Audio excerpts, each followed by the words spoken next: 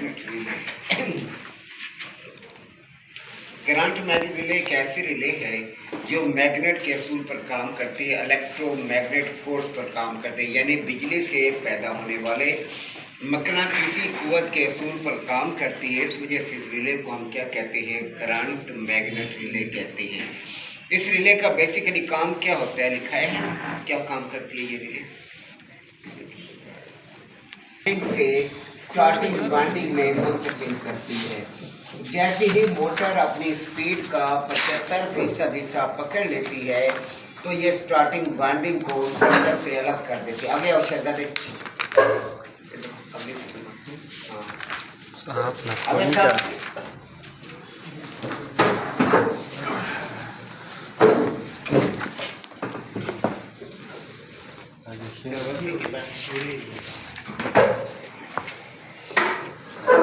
नालायक तरीन स्टूडेंट की निशानी ये तो बातें बता रहे थे, मैं नालायक तरीन हूँ। ये करंट को रनिंग वाइंडिंग से स्टार्टिंग वाइंडिंग में मुंतकिल करते। कल मैंने ओवरलोड के फॉल्ट भी आपको लिखा दिए थे, क्या मसला होगा, क्या प्रॉब्लम होगी कि ओवरलोड ख़राब होगा तो आपको कैसे पता चलेगा ओवरलोड ख़राब है। यही चीज़ें सीखने वाली आपके कोर्स की थियरेटिकल फॉल्ट इसी चीज़ में पकड़ना है। कल हमारे पास एक टॉपिक ओवरलोड क्लियर हो गया। अब रिले है, करंट मैग्नेट रिले को हम डिस्कस कर रहे हैं। Current magnet relay number 1 overload की तरह मोटर की ताकत के हिसाब से HP में लेते हैं, लेकिन अगर ओवरलोड बड़ा लग जाए कोई मसला नहीं, पता चलेगा, यूनिट चलेगा, उसने सर्किट मुकम्मल रखना है। अगर ओवरलोड छोटा लग जाएगा फिर पता चलेगा, क्या पता चलेगा? आपका यूनिट बंद हो जाएगा। हाँ, तो रिले के अंदर अगर रिले छोटी या बड़ी लगेगी कंप्रेसर नहीं चलेगा, प्रॉब्लम खड़ी करेगा। इसके अंदर ये होगा, अगर 1.6 की जगह 1.5 है, आजकल इंपोर्टेड रिले बंद हो गई, लोकल आ गई हैं सारी, हो सकता है एक दूसरे में एडजस्ट हो जाती है, बातों का चलाते ही नहीं है। आप साइज एक्यूरेट साइज के आप रिले ले गए, आगे कंप्रेसर लगाते हैं, चलता नहीं कंप्रेसर, प्रॉब्लम खड़ी करता है। 2-3 रिले हमें चेंज करनी पड़ती हैं फिर जाके सेट होते हैं, क्योंकि ये बच्चे तैयार करते हैं, कोई कारखाने में तैयार नहीं होती, घर में तैयार हो रही है, गुजरात गुजरावाला वगैरह में। तो पहले जो हमारे पास बाहर से आती थी, जर्मनी फ्रांस वगैरह में कोई प्रॉब्लम नहीं होती थी, ऊपर मॉडल नंबर लिखा होता था, हमें सिर्फ मॉडल नंबर में प्रॉब्लम आती थी, ये साइज़ किस में है। हम दुकानदार के पास रिले को ले जाते, उसके पास चार्ट पड़ा होता है, कैटलॉग, तो वो उसमें देखता है ये नंबर क्या है, 07007, ये किस में आ रहा है, वो देखता है ये फलां साइज़ में। नंबर 1 तो हमने चार्ट रखे होते थे अपने पास, हम खुद भी देख के जाते थे, जाके रिले नहीं लेके जाते थे, हम बताते थे फलां साइज़ की रिले दे दे। अब जो है करंट जो है हर रिले के ऊपर साइज़ मेंशन है, 1.5 है, 1.4 है, 1/3 है, हर एक के ऊपर लिखा हुआ है। अब परेशानी नहीं, अब आपको मॉडल नंबर याद करने की ज़रूरत नहीं है। पहले ओवरलोड का भी मॉडल नंबर होता था, अब उसकी भी ज़रूरत नहीं है। अब हर ओवरलोड के ऊपर लिखा हुआ है ये 1.4 है, 1.5 है, 1/3 है, परेशानी वाली कोई गेम नहीं है। अब रिले क्या काम करती है? जब हम इस रिले को ऑन करते हैं, इसका काम ये होता है, ये करंट को रनिंग वाइंडिंग से स्टार्टिंग वाइंडिंग में मुंतकिल करती है। जैसे ही मोटर अपनी स्पीड का 75% हिस्सा पकड़ लेती है तो ये रिले स्टार्टिंग वाइंडिंग को सर्किट से अलग कर देती है। इसका काम क्या होता है? ये करंट को रनिंग वाइंडिंग से स्टार्टिंग वाइंडिंग में मुंतकिल करती है। जैसे ही मोटर अपनी स्पीड का 75% हिस्सा पकड़ लेती है तो ये स्टार्टिंग वाइंडिंग को सर्किट से अलग कर देती है, रनिंग वाइंडिंग में करंट को बहाती रहती है, जिसकी वजह से मोटर चलती रहती है। ये कितनी देर में स्टार्टिंग वाइंडिंग को सर्किट से अलग करती है? मैक्सिमम 1 से 3 सेकंड। वही पोजीशन यहाँ पर आ गई जो ओवरलोड वर्क करता है। ओवरलोड कितने देर करंट को पास होने देते हैं? ओवर करंट को 1 से 3 सेकंड। अगर इससे ज़्यादा देर करंट इसमें से पास होता रहेगा तो ऐसी सूरत के अंदर आपका ओवरलोड ट्रिप कर जाएगा। कल मैंने समझाया था, आज वही चीज़ इसी के साथ है। क्यों ओवरलोड को इसके साथ डिज़ाइन किया गया है? इस वजह से डिज़ाइन किया गया है क्योंकि रिले को करंट को रनिंग वाइंडिंग से स्टार्टिंग वाइंडिंग में मुंतकिल करने में तकरीबन 1 से 2, 1 से 3 सेकंड लगते हैं। अगर वो लोड पहले ट्रिप कर जाए फिर तो करंट स्टार्टिंग में जाएगा नहीं, स्टार्टिंग अलग ही नहीं होगी। इस वजह से डिज़ाइन किया गया है कि 1 से 3 सेकंड तक अगर ओवरलोड के हीटर वायर में से ज़्यादा करंट गुजरता रहे तो ये ज़्यादा गर्म नहीं होगा। जैसे इसमें से इससे ज़्यादा टाइम होता है तो ये सुर्ख हो जाएगा, बिल्कुल हीटर की तरह। इसकी हीट की वजह से बाईमेटल स्ट्रिप टेढ़ी हो जाएगी।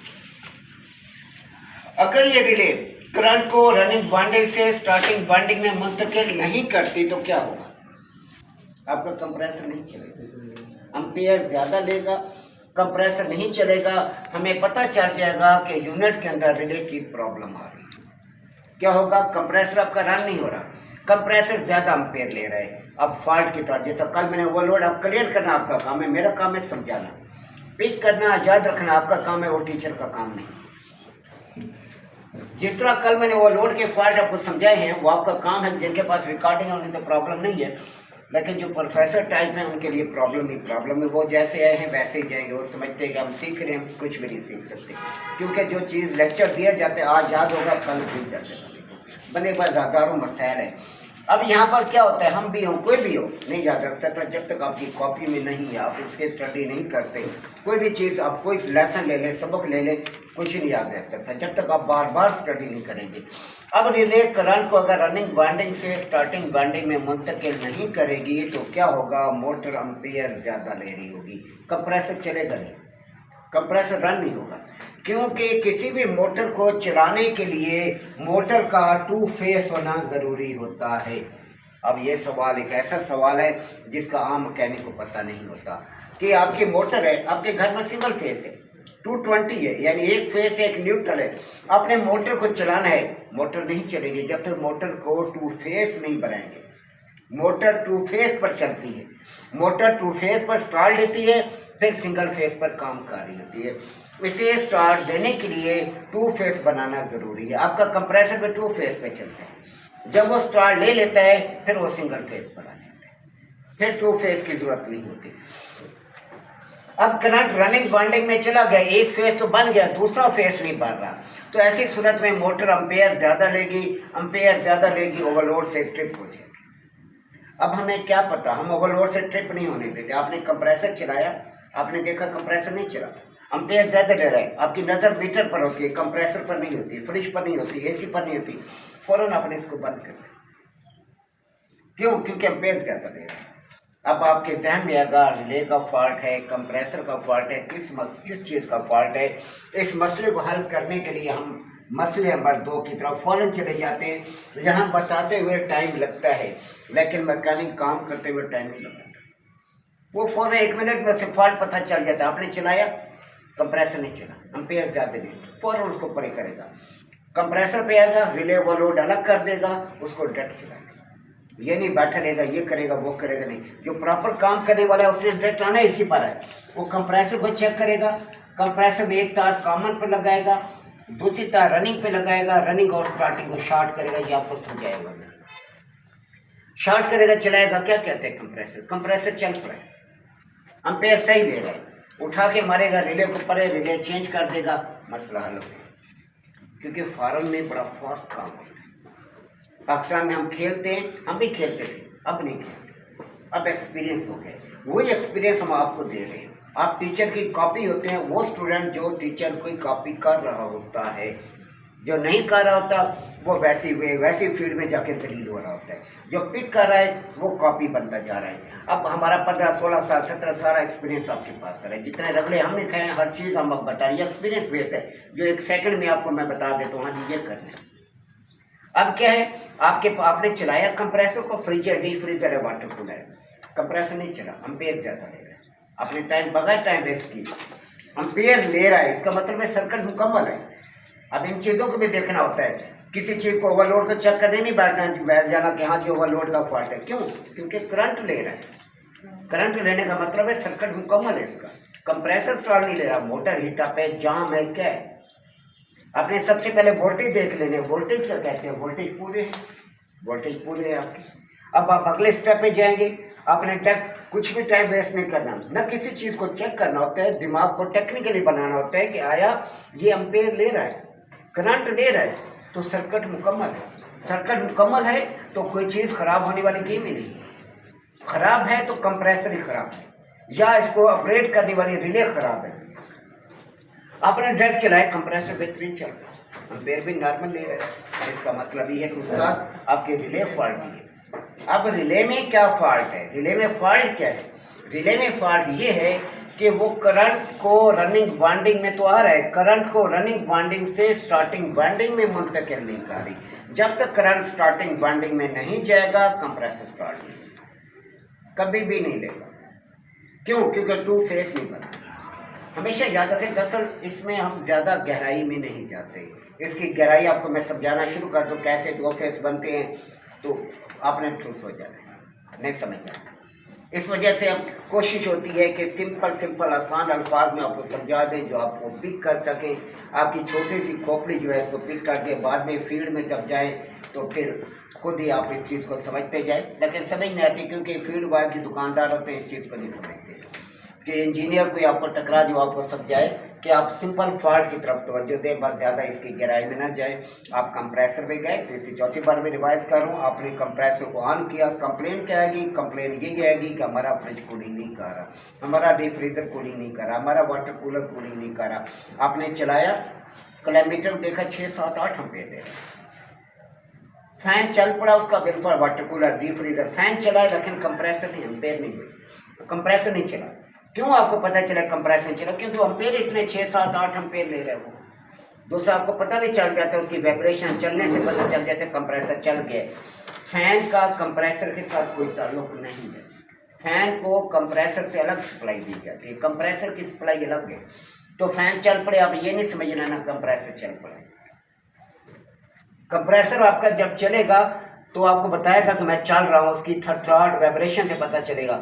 आपने क्या किया? आपने चलाया, कंप्रेसर नहीं चला, एम्पेयर ज़्यादा ले रहा है, आपने सारा रिले ओवरलोड साइड पे कर देना है। आपने क्या करना है? आप कंप्रेसर को डायरेक्ट चलाएंगे। आपने डायरेक्ट चलाया, कंप्रेसर सही चल पड़ा, इसका मतलब उस्ताद एक ही फॉल्ट है, वो रिले फॉल्ट भी है। अब यहाँ पर एक चीज़ और भी है, छोटा सा नुक्ता है जो हम मैकेनिक के जहन में नहीं आता, हमें भी बड़ी देर से आया है। अगर साथ कैपेसिटर लगा हुआ है फ्रिज के साथ या डीप फ्रीजर या वाटर कूलर के साथ, अगर कैपेसिटर लगा हुआ है तो ऐसी सूरत के अंदर रिले के फॉल्ट से ज़्यादा कैपेसिटर का फॉल्ट भी आ सकता है। अगर कैपेसिटर कमज़ोर हो गया है, कैपेसिटर ख़राब हो गया है तो करंट स्टार्टिंग वाइंडिंग में नहीं जाएगा, कंप्रेसर नहीं चलेगा। ऐसा का रिले चेंज करके बैठे हो फिर वही का वही मसला दरपेश हो। तो इस वजह से आपने क्या करना है? पहले अपने कैपेसिटर को चेक कर लेना है। कैपेसिटर को कैसे, किस तरीके से आप क्या करेंगे? कैपेसिटर की चेकिंग आगे आ रही है तो ऐसी सूरत के अंदर आपने क्या किया? आप कैपेसिटर को डिस्कनेक्ट कर दिया। आपने कहा कैपेसिटर रिले के किन पॉइंटों पर लगा हुआ था, ये मेन और स्टार्टिंग के दरमियान लगा होता है, आगे ये क्लियर हो जाएगा, वायरिंग आ रही है तो आपने इसके दरमियान एक तार का टुकड़ा बांध देना है। जिन पॉइंटों पे कैपेसिटर लगा हुआ था उनको आपस में आपने शॉर्ट कर देना है। वो सामने पॉइंट होते हैं, आगे वायरिंग डायग्राम्स आ रही है, उसमें क्लियर हो जाएगा। तो फिर आप चलाएं उसको, रिले उसी रिले से चलाएं, देखें चल पड़ता है। अगर कंप्रेसर चल पड़ता है इसका मतलब है कैपेसिटर फॉल्ट है। एक बार फिर मैं इसे रिवाइज करता हूँ। आप गए कंप्लेन पर, आपने कंप्रेसर को चलाया, फ्रिज को ऑन किया, डिफ्रीजर को ऑन किया, ऑन नहीं हुआ, एम्पेयर ज़्यादा ले रहा है। अब ऐसी सूरत के अंदर आपके जहन में 2-3 सवाल घूमेंगे। नंबर 1, रिले खराब है। रिले में क्या खराबी है? वो करंट को रनिंग वाइंडिंग से स्टार्टिंग वाइंडिंग में शिफ्ट नहीं कर रही। और क्या खराबी है? कंप्रेसर जाम। और क्या खराबी है? Starting winding heater. ये 3 मेजर फॉल्ट है। ये चौथा फॉल्ट जो कभी कभी आता है हम इसे फॉल्ट में शामिल कर लेते हैं, वोल्टेज इशू, वोल्टेज कम है। ये 3-4 फॉल्ट होते हैं कि जिसकी वजह से कंप्रेसर नहीं चल रहा होता। आपने क्या करना है? सबसे पहले एक कैपेसिटर को भी आपने देख लेना है, कैपेसिटर फॉल्टी क्यों है। सबसे पहले आप कंप्रेसर को देखेंगे, कैपेसिटर दूर की बात है, आपने इसे डायरेक्ट चलाया, कंप्रेसर को डायरेक्ट चल पड़ा। अब ऐसी सूरत के अंदर आपके ध्यान में आएगा कैपेसिटर फॉल्टी तो नहीं है, उसी टाइम कैपेसिटर की तारें काटे, सॉकेट में डालें, चंद सेकंड के लिए स्विच ऑन करें, सॉकेट में डालें, फिर आपस में स्पार्क कर दें। ये रिवाइज होने वाले स्टूडेंट्स को पता है कैसे चेक करना है, वरना फिर ये आ रहा है कि टॉपिक आ रहा है। आपने शॉर्ट किया, जोरदार स्पार्क हुआ है, इसका मतलब है कैपेसिटर में करंट स्टोर कर रहा है, कैपेसिटर का इशू है, रिले फॉल्टी है। अगर आपने कैपेसिटर को चार्ज किया फिर आपस में तारें मिलाई, कोई आवाज़ नहीं, कुछ भी है, कैपेसिटर वीक है। फिर आप रिले के साथ कैपेसिटर लगाकर उसे चला के देखेंगे कि आया रिले फॉल्टी है या कोई और इशू आ रहा है। कि आपने रिले के साथ कैपेसिटर लगाया, कंप्रेसर चल पड़ा है तो इसका मतलब है कैपेसिटर इशू। वो चेकिंग पर ही बता दिया उसने मैं फॉल्टी हूँ, तो मज़ीद उसमें टाइम बर्बाद करने वाली गेम ही नहीं होती, तो फ़ौरन उठा के परे मारा कैपेसिटर चेंज कर दिया जा चुका। इतनी सी बात होती है। अब नेक्स्ट पार्ट की तरफ जाता हूँ। कंप्लेन पे गए, फिर वही मसला दरपेश कि यूनिट कूलिंग नहीं कर रहा। हमारे जो कोर्स है वो 99% जो फसाद की जड़ है वो रिले है। ओवरलोड कल मैंने क्लियर किया था, बार बार मैंने समझाया था, क्योंकि ये टॉपिक में बार बार एक टॉपिक को मैं पता नहीं कि कितनी बार रिवाइज कर देता हूँ कि अगर किसी एंगल से किसी तरीके से आपकी समझ में आए। अब नेक्स्ट पार्ट की तरफ गए, आपने कंप्लेन थी यूनिट कूलिंग नहीं कर, ठीक है जी, पहुँच गए। अब चलाया आपने, वो 7, 6, 7, 8 एम्पेयर ले रहे, फिर आपने बंद कर दिया, क्योंकि यही फ्रिज के अंदर या डीप फ्रीजर के अंदर वही फॉल्ट आने, जहाँ भी जाएंगे एक जैसे फॉल्ट आएंगे। या आप 3 जगह गए, 3 अलग अलग फॉल्ट आ गए, जब दोबारा कहीं जाएंगे वही फॉल्ट आएंगे, क्योंकि इसके अंदर फॉल्ट ही वही 2, 3, 4 है, और कोई फॉल्ट ही नहीं। स्पोर्ट्स के अंदर है क्या, पड़ा हुआ क्या है। अब असल चीज़ें ये चीज़ें पिकू, सारा मसला इसी पे आएगा जो अभी मैं आजकल कल का जो टॉपिक है, कल से जो शुरू हुआ है, इसी में सारे फॉल्ट अपने पकड़ लिए। ये पकड़ लिया, फिर आपके लिए कोई कोर्स कोई चीज़ ही नहीं रखता, फिर फ़ौरन आप फॉल्ट को पकड़ लेंगे। कंप्लेन में गए, आपने उसे चलाया, कंप्रेसर लगा हुआ था, शू लगा हुआ था, उसका शू लगा हुआ था, लेकिन कंप्रेसर नहीं चल रहा था। आपने कंप्रेसर को हाथ लगाया, गर्म था, आपने उसे ठंडा किया, ठंडा करने के बाद फिर उसे आपने लगाया, चलाया, नहीं चला। वो एम्पेयर ज़्यादा ले रहा है लेकिन चल नहीं रहा, वो हीटअप हुआ है कंप्रेसर। आपने ठंडा भी कर दे, फिर भी वही मसला है। अब आपके जहन में क्या फॉल्ट आएंगे, फिर वही फॉल्ट आएंगे। Number 1 voltage issue, number 2 relay का फॉल्ट, नंबर 3 कंप्रेसर जाम, नंबर नेक्स्ट मोटर हीटअप है। कंप्रेसर को डायरेक्ट चलाएंगे, कंप्रेसर को डायरेक्ट चलाए फिर भी हूँ करे, नहीं चल रहा, आवाज़ आ रही है अंदर हूँ इस टाइप की, चल नहीं रहा। इसका मतलब है कंप्रेसर पंप स्टक है, कंप्रेसर जाम। फिर अब ऐसी सूरत के अंदर हम इसे स्टार्टिंग कैपेसिटर का धक्का मारते हैं। आया स्टार्टिंग कैपेसिटर के धक्के से ये स्टार्ट लेता है कि नहीं लेता? अब धक्का अपने इसको कैसे मारना है? डेक चलाना आप कर चुके, अभी समझाया मैंने। एक कैपेसिटर लेंगे, स्टार्टिंग कैपेसिटर, मेन की तार कैपेसिटर में, और इधर वाली जो स्टार्टिंग वाली तार है ये इसके साथ मैं डार्ट दे रहा हूँ, उसका मतलब है मुस्तकिल नहीं लगा रही, ये तार मुस्तकिल लगी रहे। दूसरे सिरे पे जो तार आप स्टार्टिंग के साथ लगा के इधर टच दे रहे, ये पक्की नहीं लगानी आपने, उसी तरह टच देना है कल जैसे मैंने टच दिया था। आपने कैपेसिटर के साथ टच दे के रखना है, टच दिया, इसे ऑन किया, जैसे ऑन किया इस पॉइंट को आपने हटा दिया, क्योंकि कैपेसिटर का टार्क आगे फॉरवर्ड हो गया। हटाया, देखिए कंप्रेसर चला है कि नहीं चला। अगर कंप्रेसर चल पड़ता है तो इसका मतलब है इसकी स्टार्टिंग वाइंडिंग कमज़ोर है। आप रिले के साथ स्टार्टिंग कैपेसिटर लगा दें, आगे वायरिंग डायग्राम में ये क्लियर हो जाएगा कैपेसिटर कैसे लगाना है, लेकिन फॉल्ट ध्यान में रहे, ये बात याद रहे। तो आप कैपेसिटर स्टार्टिंग वाइंडिंग कमज़ोर है, आप क्या करेंगे, रिले के साथ स्टार्टिंग कैपेसिटर लगा देंगे, जिसकी वजह से ये मसला हल हो जाएगा, प्रॉब्लम खत्म हो जाएगी।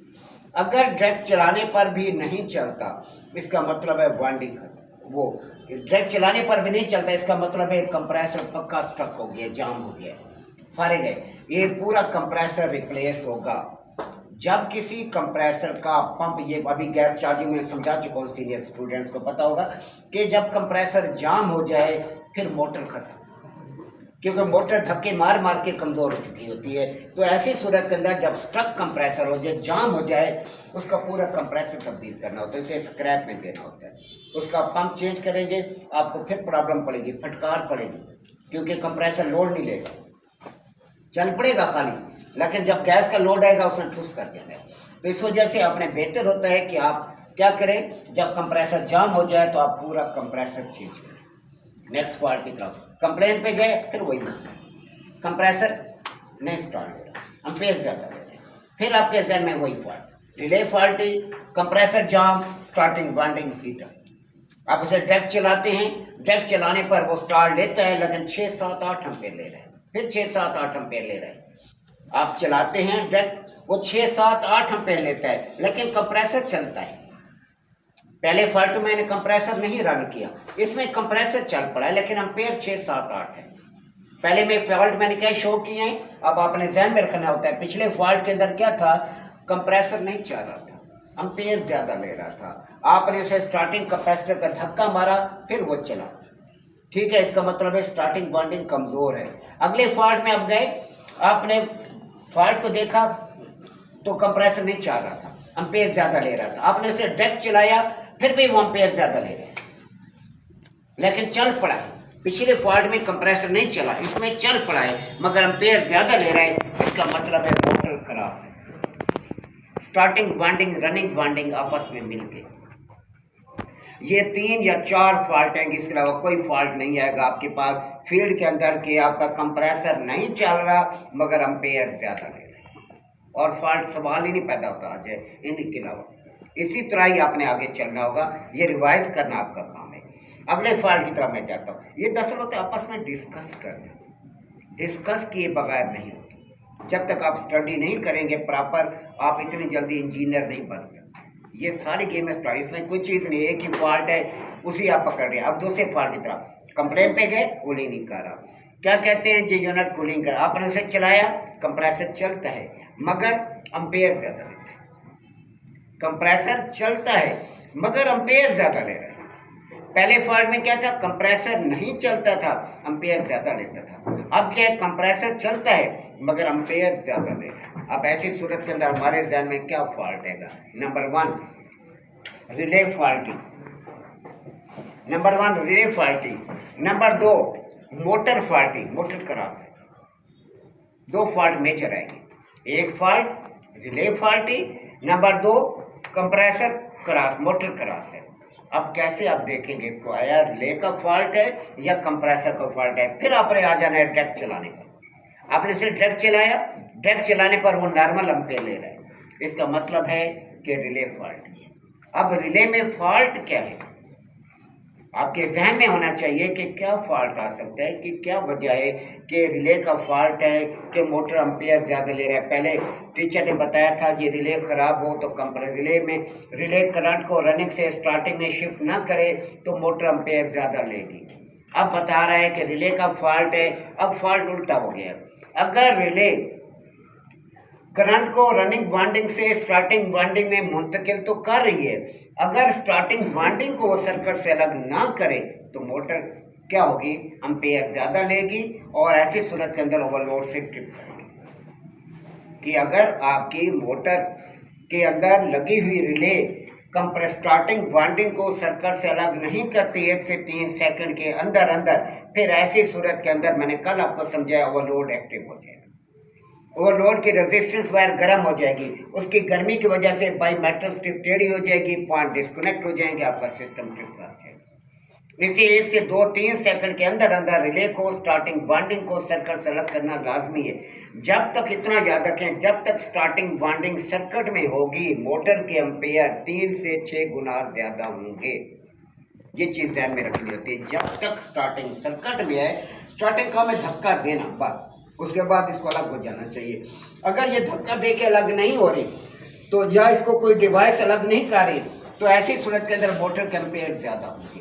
हर डिवाइस के अंदर सिंगल फेज के अंदर स्टार्टिंग वाइंडिंग को सर्किट से अलग करने के लिए कोई ना कोई चीज़ मौजूद होती है। अगर नहीं मौजूद होगी तो ऐसी सूरत के अंदर आपकी वाइंडिंग स्टार्टिंग वाइंडिंग फारिग हो जाएगी।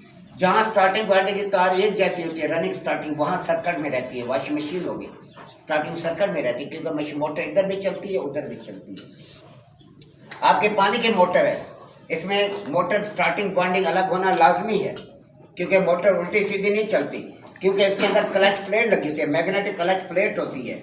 तो वो क्लच प्लेट स्टार्टिंग कैपेसिटर को और स्टार्टिंग वाइंडिंग को सर्किट से अलग करती है। आपका कंप्रेसर है, फ्रिज है, डीप फ्रीजर है, वाटर कूलर है, स्टार्टिंग वाइंडिंग से सपोर्टिंग वाइंडिंग है, सपोर्ट देने के लिए, स्टार्टिंग के लिए। तो ये सिर्फ चंद सेकंड के लिए सर्किट में रखी जाती है क्योंकि उसके और इसके रनिंग वाइंडिंग और स्टार्टिंग वाइंडिंग की तार में बहुत ज़्यादा फर्क होता है। अगर एक जैसी तार है फिर तो कोई मसला नहीं है, थोड़ा सा फर्क है एक आधे पॉइंट्स का फिर तो कोई मसला नहीं है, लेकिन यहाँ पे बहुत ज़्यादा फर्क होता है। तो ऐसी सूरत के अंदर क्या होता है, स्टार्टिंग वाइंडिंग को सर्किट से अलग करना लाजमी है। अगर अलग नहीं करेंगे तो आपकी स्टार्टिंग वाइंडिंग जल जाएगी। अब फॉल्ट क्या, कंप्रेसर चलता है मगर कूलिंग नहीं है। तो ऐसी सूरत के अंदर आप जब जाके देखते हैं, चलाते हैं, तो ऐसी सूरत के अंदर क्या होता है, कंप्रेसर एम्पेयर ज़्यादा ले रहा है, आप फ़ौरन बंद कर देते हैं। बंद कर दिया, अब आपके जहन में साफ ज़हर है, दिमाग कंप्यूटर है, फ़ौरन वर्क करेगा कि क्या रीज़न हो सकते हैं। Number 1 relay faulty. रिले क्या फॉल्ट है, वो स्टार्टिंग वाइंडिंग को सर्किट से अलग नहीं कर रही। स्टार्टिंग वाइंडिंग सर्किट से अलग नहीं होगी, मोटर के एम्पेयर ज़्यादा होंगे। और नंबर 2 फॉल्ट क्या हो सकता है, मोटर क्रॉस है। आप चले जाएंगे अब इसकी तरफ, अब इसे आप डायरेक्ट चलाएंगे, डायरेक्ट आपने चलाया, मोटर नॉर्मल एम्पेयर ले रही है, इसका मतलब है ना टाइम बर्बाद करना होता है, ना किसी चीज़ को चेक करना होता है, ना कुछ करना होता है, रिले को चेंज कर दे, आपका मसला हल हो गया। क्योंकि डायरेक्ट चलाने पर नॉर्मल एम्पेयर ले रहे हैं। अगर डायरेक्ट आप चलाते हैं फिर भी एम्पेयर ज़्यादा लेता है, डायरेक्ट चलाने पर भी एम्पेयर ज़्यादा लेता है, फिर इसका मतलब है मोटर खराब। फिर आप मोटर को रिप्लेस कर देंगे, मोटर चेंज कर देंगे, कंप्रेसर कटवा कर, आपका मसला हल हो गया। आपको पंप नहीं चेंज करना, कंप्रेसर नहीं चेंज करना, क्योंकि मोटर खराब है, मोटर चेंज हो जाएगी, आपका मसला हल हो गया। इतनी सी बात है। ये सारे फॉल्ट जितने भी आएंगे 50%, 70%, 80% रिले के। ओवरलोड कल मैंने क्लियर कर दिया था। इस तरह हर टॉपिक, अगला जो टॉपिक है वो भी इसी तरह थर्मोस्टेट स्विच आ रहा है और इसके अंदर कोई नहीं है। ये थी करंट मेजर रिले की बात। अब इसी के साथ अभी फिर मैं आपको दिखाता हूँ। फिर बात आती है हमारे पास इलेक्ट्रॉनिक रिले की। इलेक्ट्रॉनिक रिले और इस रिले में काम करने में बहुत ज़्यादा फर्क है। इलेक्ट्रॉनिक रिले को अंदर कोई कॉइल नहीं है, वो मैग्नेट के असूल पे काम नहीं कर रही। अब इसके अंदर क्या होता है, इलेक्ट्रॉनिक रिले के अंदर इसके साइज और इसके साइज में भी फ़र्क होता है। आपको करंट मेजर रिले मिलेगी 1/6, 66, 55, 14, 1/3, 1/2 तक। बस इन साइज़ों के अलावा किसी और साइज में करंट मेजर रिले आपको नहीं मिलने लगे। 16, 66, 15, 14, 1/3, 1/2। जो इलेक्ट्रॉनिक रिले है, इलेक्ट्रॉनिक रिले आपको मिलेगी 1/2, 1/3, 1/4, 1/5, 1/6, 1/8, 1/10, 1/12, 1/14, 1/16, 1/18, 1/20। तमाम सर इस वजह से इलेक्ट्रॉनिक रिले जाओ, जो हमें मिल जाए वो हर जगह सेट हो जाती है, उसके अंदर कोई प्रॉब्लम नहीं है। इलेक्ट्रॉनिक रिले में साइज नहीं है, इलेक्ट्रॉनिक रिले में साइज नहीं। अब इसे साइज वाइज करते जा रहे हैं। अभी पीछे काम मैंने रिले ली है तो कहते हैं अब ये साइज वाइज कर रहे हैं, क्योंकि उनकी कमाई कम हो रही है। हर साइज़ के अलग अलग होगी तो उनकी कमाई ज़्यादा होगी, वरना हर मैकेनिक उठाता है एक ही रिले, जिधर दिल करता है लगा देता है, ठोक देता है, उसे मसला नहीं है। लेकिन उनके लिए मसला जो बना रहे हैं, इस वजह से वो साइज़ वाइज इसको करते जा रहे हैं, जिस साइज़ का आपको चाहिए। लेकिन फिर भी साइज़ वाइज तो फिर भी ये चलेगी, प्रॉब्लम ही नहीं, इसलिए चलाना है। अब इसके अंदर क्या है, इसके अंदर कोई कोयल नहीं है, कोई चीज़ नहीं है। इसके अंदर एक धाती सिक्का होता है, धाती मटेरियल होता है, मैं आपको दिखाता हूँ। अब इसकी वर्किंग पोजीशन का एक धाती सिक्का होता है जिसे हम कहते हैं पीटीसी। मैं भी सारा समझाता हूँ आपको, इसके कनेक्शन वगैरह भी हर चीज़। अब करंट मेजर रिले को ऑन करो तो मैंने अभी आपको समझाया करंट मेजर रिले क्या करती है। जब आप स्टार्ट करते हैं तो पहले करंट रनिंग वाइंडिंग में आता है, फिर करंट को ये स्टार्टिंग वाइंडिंग में शिफ्ट करती है। जैसे ही मोटर अपनी स्पीड का 75% हिस्सा पकड़ लेती है तो ये स्टार्टिंग वाइंडिंग को सर्किट से अलग कर देती है। लेकिन इलेक्ट्रॉनिक रिले का काम करने का फंक्शन थोड़ा सा चेंज है। जैसे ही आप सप्लाई को ऑन करेंगे ये करंट को रनिंग वाइंडिंग और स्टार्टिंग वाइंडिंग दोनों में मुहैया करती है। ये क्या करती है, इसके अंदर धाती सिक्का है, धाती मटेरियल है जो आम हालत में पॉइंट को मिला के रखता है। जैसे ही सप्लाई को ऑन करेंगे current starting winding running winding दोनों में जाना शुरू कर देगा। जैसे ही मोटर अपनी स्पीड का 75% हिस्सा पकड़ लेती है तो इस दौरान क्या होता है, इसकी ये पीटीसी गर्म हो जाती है। जब ये गर्म होती है तो इसमें से करंट का पास होना मुमकिन नहीं रहता, जिसकी वजह से स्टार्टिंग वाइंडिंग सर्किट से अलग हो जाए। स्टार्टिंग वाइंडिंग अलग हो जाएगी, आपकी मोटर के अंदर रनिंग वाइंडिंग में करंट बहता रहेगा और मोटर आपकी चलती रहेगी। इसके अंदर यानी इलेक्ट्रॉनिक रिले एक ही टाइम करंट को स्टार्टिंग वाइंडिंग रनिंग वाइंडिंग दोनों में देती है। अब इसकी चेकिंग का क्या तरीक़ेकार है, इसको चेक करने का? चेक हम नहीं चेक करते, हम फॉल्ट को देखते हैं। फॉल्ट क्या है, जैसे भी मैंने समझाया, इस टाइप के फॉल्ट है तो समझे रिले खराब। जैसे भी समझाए फॉल्ट है, जैसे कोई भी रिले है फॉल्ट सेम। आपका कंप्रेसर नहीं चाह रहा, एम्पेयर ज़्यादा ले रहा है, रिले का फॉल्ट भी है। क्यों? ये करंट को रनिंग से स्टार्टिंग में शिफ्ट नहीं कर रही। अगर स्टार्टिंग को अलग नहीं कर रही, फिर ऐसी सूरत के अंदर ये इलेक्ट्रॉनिक रिले के अंदर ये फॉल्ट नहीं आएगा कि ये स्टार्टिंग वाइंडिंग को सर्किट से अलग नहीं करी। ये स्टार्टिंग वाइंडिंग को सर्किट से अलग करते ही करते, क्योंकि ये गर्म हो जाती है, गर्म होकर इसमें से करंट का पास होना मुमकिन नहीं रहता, जिसकी वजह से स्टार्टिंग वाइंडिंग जो है वो सर्किट से अलग हो। बाकी के अंदर करंट में अगर रिले के अंदर इशू अपनी जगह पर होगा कि अगर स्टार्टिंग वाइंडिंग में करंट बह रहा है, मोटर ज़्यादा एम्पेयर ले रही है, उसमें ये चांस है कि रिले जो है वो स्टार्टिंग वाइंडिंग को सर्किट से अलग नहीं कर रही। लेकिन इसके अंदर इशू नहीं, क्योंकि इसके अंदर साथी सिक्का है, ये गर्म हो जाते हैं, गर्म होकर इतनी मज़ामत देता है कि इसमें से करंट आगे पास होना मुमकिन नहीं है। तो इस वजह से इसके अंदर इशू नहीं खड़ा होता। हाँ प्रोफेसर साहब, आँख खुल गई है। बारिश वो मुझे बता देते, मैं छतरी भेज देता, जाल भेज देता। क्या फ़ायदा उस टाइम आने का जब क्लास ही निकल गया, सारा प्रैक्टिकल ही निकल गया, सारे गेम लेक्चर पर होती है, लेक्चर ख़त्म हो गया। क्या नाम है आपका? अब्दुल मनाफ। आप पहले भी लेट आती है, क्योंकि अटेंडेंस में हम नहीं ले आते, आपको एलपी में ले आते। जी कोई सवाल है पूछिए, मैं फिर आपको इसका प्रैक्टिकली फिजिकली समझाऊँ कि किस तरीके से कैसे। कोई सवाल है पूछिए। फॉल्ट आपने पिक करने हैं, उठा के परे मारना है, चेंज कर देना। ये फॉल्ट ध्यान में, वो मैं लिखा भी दूंगा फॉल्ट आपको। जी सर, कंप्रेसर को किस सूरत में स्क्रैप में मतलब देते हैं? किसमें? कंप्रेसर को किस सूरत में मतलब स्क्रैप में डाल देंगे? वो मतलब किस बात? स्टक हो जाए तो स्टक हो जाए। जाम हो गया, फिर ये कचरा है। अगर क्रॉस हो गया, मोटर शॉर्ट हो गई, या पंप प्रेशर नहीं बना रहा, फिर चीज़ रिप्लेस होगी, पंप रिप्लेस होगा या मोटर रिप्लेस होगी। लेकिन जब स्टक हो जाएगा फिर टोटल कचरा है, क्योंकि मोटर हीट अप हो चुकी होती है। सर रिप्लेस के लिए तो बहुत लंबा प्रोसेस है, जाके वो मैकेनिक के पास है, वो काटेगा तो नहीं सर, रिप्लेस में तो काटेगा नहीं है, कबाड़िए से मिलता है, उसको दो 10-1500 दो, ये दो तो लेके आगे बस। अब 1500 वाला दौर खत्म हो, 1500-1800 15 मैं बता रहा हूँ, 1500-1800 वाला दौर खत्म हो गया। अब कम से कम 4 साढ़े 4 हज़ार रुपये